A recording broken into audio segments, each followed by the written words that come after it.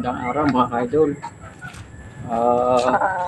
Kapag magulang na po yung inahin nyo, huwag po natin kakatayin o i-dispatch siya. Ito po, 9 na taon na po ito, kakatayin po ng may-ari. Pinalitan ko po. Kasi maliliit na raw po yung mga anak niya. Ipapares lang po natin to sa bata para po yung mga anak nila malaki.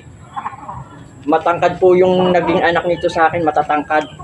Bali nakapagpalahi na po ako ng matangkad nito. Papakita ko po sa inyo yung naging anak.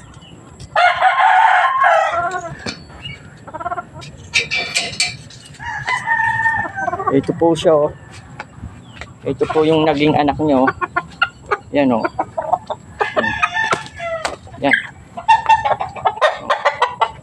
Yan.